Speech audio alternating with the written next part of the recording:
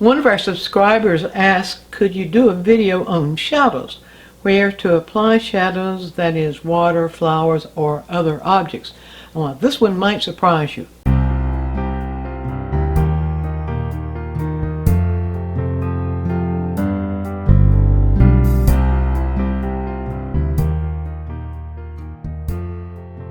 Okay, one thing that you need in order to be able to know how to paint shadows is know how to read shadows. Now we have a little aid for you. If you go to the website DianneMize.com, in the menu click on free stuff, cursor down until you find this. This is called light and shadow diagram. And this maps out for you what happens to light and shadow when light is hitting a rounded form. Now sometimes though light is not hitting a rounded form, it's hitting a flat surface or a surface that might have angles on it, but this one gives you the guide as to what to expect for finding what's in light and what's in shadow.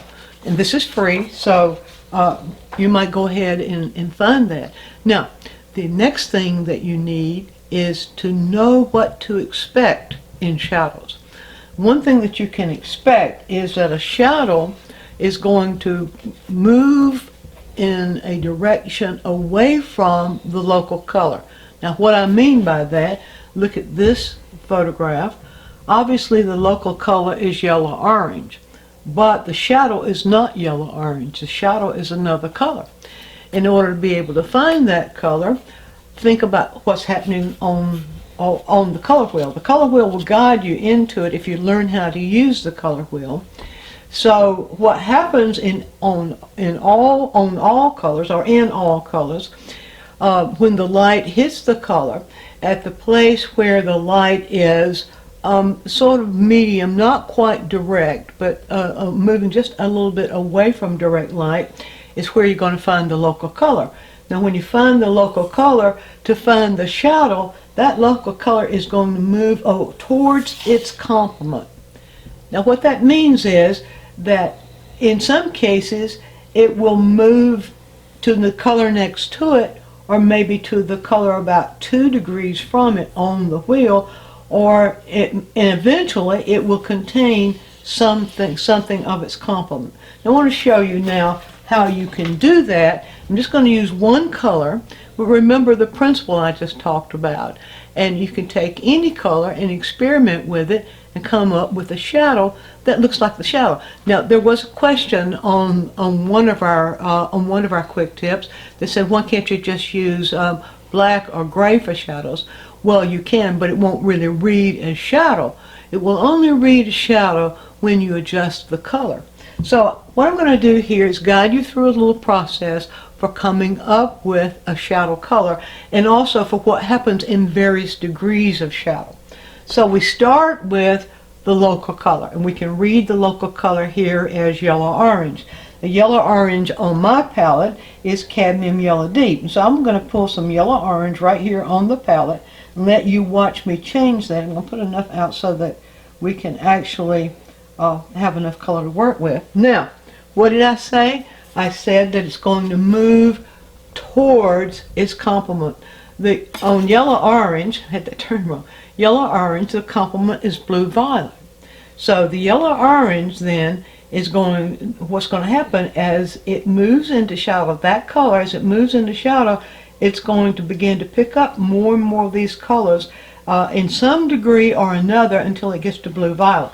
So one thing we can do now is, well, first of all, let's see how this yellow-orange compares with the yellow-orange I've pulled out on the palette. Now, one way you can do that is to hold, get your palette knife, put a little paint on the back of it, and hold it up to the color you're looking at. Now, that's in the range. It's close enough in the range that I'm going to work with it. If you're working in plein air, you can hold this up on the palette knife like this, hold it up, and then close one eye and hold it right beside the color you're looking at, and you'll be able to tell whether or not you're in the right range or have the right color. All right, now I said it's going to move from color to color towards the violet, and the blue violet. So I said that means we're going to need some red. So I'm going to pull out here cadmium red light, and I'm just going to put cadmium red light. I'll put it right here so that I can work with it. Now what I want to do to get that shadow color, first of all, is I'm going to add just a little bit of red into it. Not much, and just a little bit right in here. Alright, now next thing I'm going to do is to hold my palette knife up once I have that thoroughly mixed, just a little bit, just to bring it 1 degree towards orange, in fact, kind of turn it into an orange.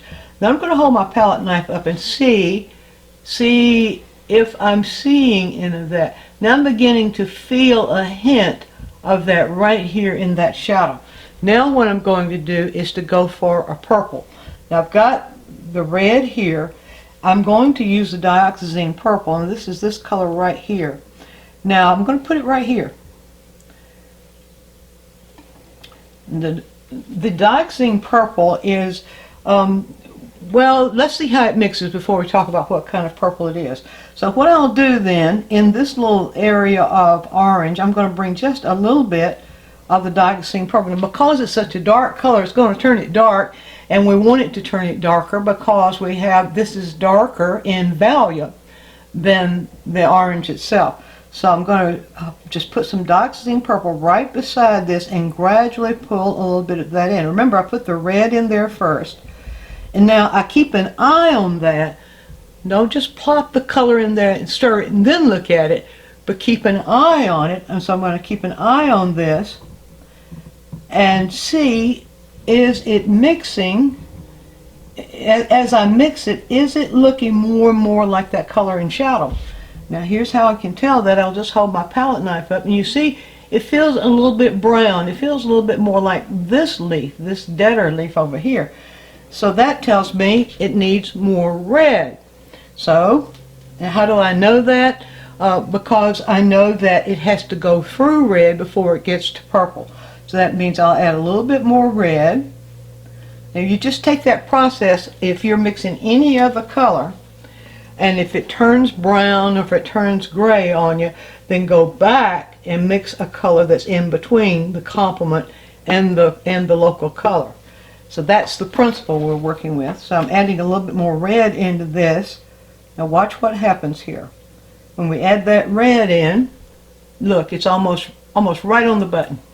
Almost right on the button. And it looks like a shadow.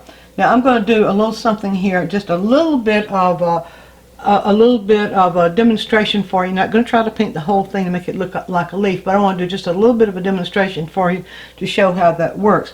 In order to do that, I'm going to mix more of the color. So I'll bring a little bit more of the red over here and into here.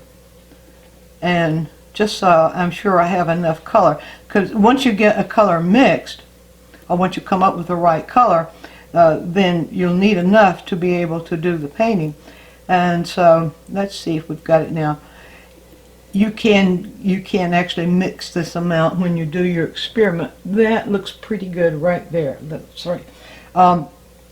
But it doesn't matter. You can mix it as you go, mix the amount of color you need as you go, or you can find the mixtures and then come back and get the amount of color you need. Now, if you follow this principle, you'll be able to get the right color back every time.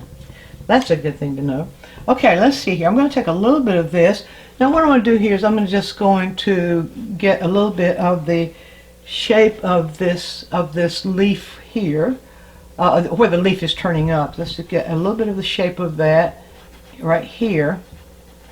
Just a little bit. Now, and also then I want to just, what's behind there is that yellow. So as I said before, in these quick tips, we don't really have time to do a whole piece, but you don't need that if you have the principle. So then what's behind there then is the part of the leaf that the light is shining on. So we can just indicate that like this and something like that. Now let's look at what happens here. First of all, I'm going to start with the local color, and we see the local color has some variation in it, so I'll just sort of place it. I'm going to place that local color right next to where the shadow part's going to be.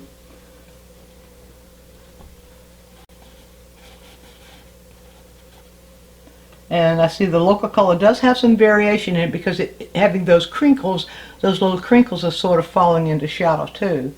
So we'll get those variations as we go. Let's see, let's get some real local right in here. And then get some of the real local right in here. Now, I'm not going to try to make this too complex for you. Now, I've just put enough local color of what we're seeing as local color in there on the canvas so that you can see the effect that the shadow will have when we actually do the shadow. That's enough. Now, what do we have in that shadow? That's something else I want to do. So the shadow, as the leaf turns up, it also has a transparency in it, which is one reason why we saw it this color. But as it goes down closer to the ground, it's catching just a little bit more darkness, a little bit more shadow. So for that, I'm going to come right here and just make that make a little area here a little bit darker to take care of that. Being able to read those values in shadows. If you get my little diagram there and do some studies where your intention is to read the actual values that are in the shadows. Let's see, okay, that's close right there. It's a little bit redder, so I'll add the red in. That will be extremely helpful. Yeah, that's close. All right, so now what we'll do, I'm going to get this color off the brush so that I can be sure I'm moving in the right direction.